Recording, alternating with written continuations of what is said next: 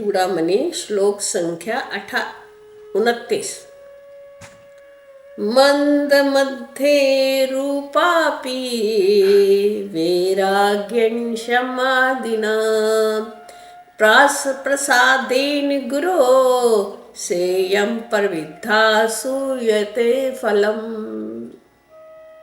मंद मध्यम रूपाणी कहते हैं। मंद और मध्यम दो चीजें होती है। मंद होती है बड़ी धीरे धीरे, मध्यम होता थोड़ी उससे ज्यादा गति में। क्या वैराग्य और शम आदि जो षट संपत्तियां हैं और वैराग्य है, ये किसी के अंदर मुक्ति को चाहने वाले के अंदर मंद भी हो सकती हैं और मध्यम भी हो सकती है ना। ये जो जितने सारे गुण हैं, कई तो बड़े ही ज्यादा तीव्र हो जाते हैं और कई बेचारे कहते हैं धीरे धीरे लगे रहते हैं, है ना। जैसे कि हम मैं मंद, और कई मध्यम श्रेणी के हैं और कई उत्तम के हैं। तीन चीजें हैं ना। कईयों का वैराग्य बड़ा ही तीव्र होता है, कईयों का मध्यम होता है और कईयों का बिल्कुल मंद होता है। प्रसादेन गुरो, प्रसादे मैंने कृपा। किसकी कृपा? गुरु की। ये जो गुरु कृपा से ही सा मैंने ये अयम मैंने सा मैंने वह, जो भी व्यक्ति जीवात्मा सा के लिए आई है, अयम मैंने ये, प्रविद्धा मैंने बढ़ती हैं। ये जो है मंद होना और मध्यम होना या तीव्र होना, ये गुरु की कृपा से बढ़ती हैं। सूयते उत्पन्न होती हैं, फल दे उत्पन्न बना फल देती हैं। जो तुम परिश्रम करते हो, सूयते मैंने उत्पन्न होकर तुम्हें वो फल प्रदान करती हैं। कैसे प्रदान करती हैं? जब तुम्हारे ऊपर गुरु की बहुत कृपा होती है। इसीलिए गुरु होना, चाहे कोई पुस्तक गुरु है, चाहे कोई तुम्हारा प्रत्यक्ष गुरु है। अब हम इसको देखते हैं। अब मंद किसको कहा इन्होंने? मंद वो व्यक्ति होता है जिसका मन परमात्मा में लग जाता है। जैसे कि उसको कीर्तन करना बड़ा अच्छा लगता है ना। कीर्तन में जाएगा, रोज कीर्तन करेगा, थोड़ा जप कर लेता है, जप, या फिर थोड़ा मतलब मंदिर में गया, घर में आके पूजा पाजा कर ले, परंतु संसार से वैराग्य नहीं है। वो कहता है संसार चाहता है। मंद बुद्धि जो होता है ना, वो कहता है मेरे घर में सब कुछ हो।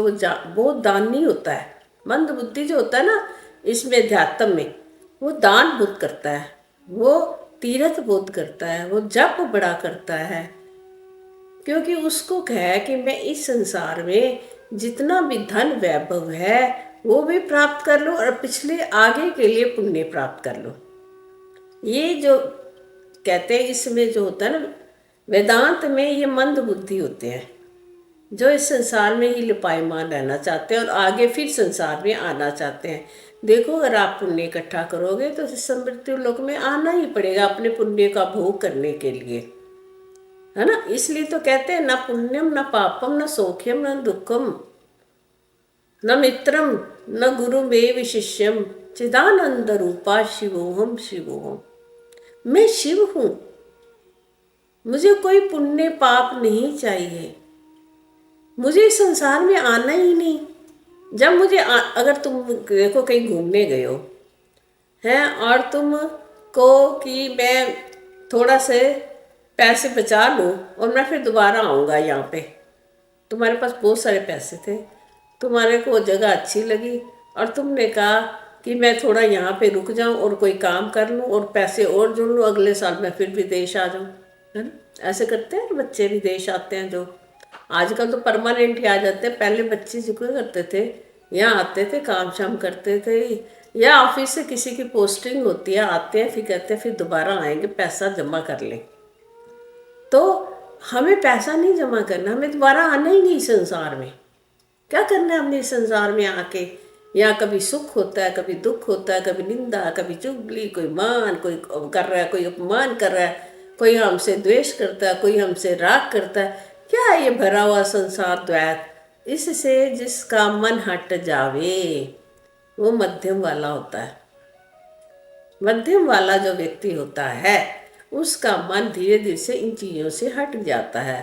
परंतु बेचारा करे क्या, उसको वेदांत के अनुकूल चलना नहीं आता, जिसको कहते हैं निध्या आसन नहीं आता ना। हम जैसे लोग सारा वेदांत पढ़ते हैं रोज, षट संपत्ति क्या है, फलाना क्या है, यहाँ क्या है, परंतु चल नहीं पाते। एक तो मंद बुद्धि चलना ही नहीं चाहता, और हमें पता होता है तो हम मध्यम श्रेणी के, हम चलते भी नहीं है। ये है मंद मध्यम वैराग्येण, मंद मध्यम वैराग्येण शम आदिना।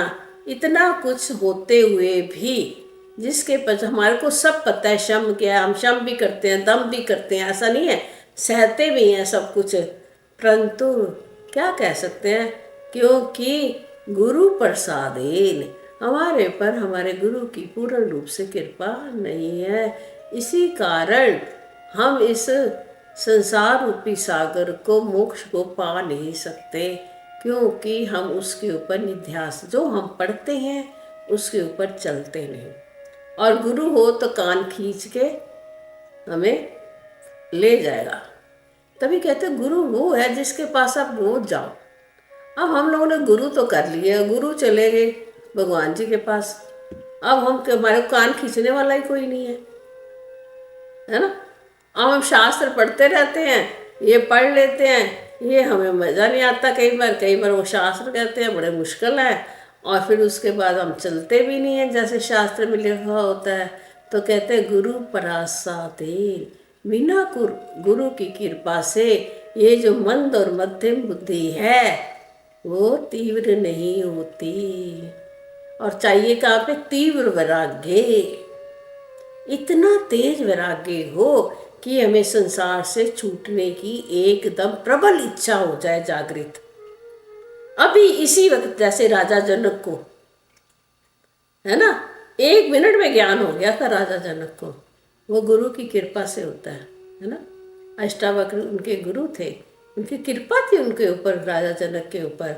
तो कहते हैं ये जो फल तभी अच्छे उत्पन्न होते हैं, सारी संपत्तियां तुम्हारे पास हों, षट संपत्ति भी है तुम्हारे पास, सब कुछ है, विवेक भी है, वैराग्य भी है, परंतु फिर भी मोक्ष नहीं हो पाता, वो गुरु की कृपा हमारे ऊपर नहीं होती। इसी कारण हम मोक्ष में पीछे रह जाते हैं। इसी के साथ हरि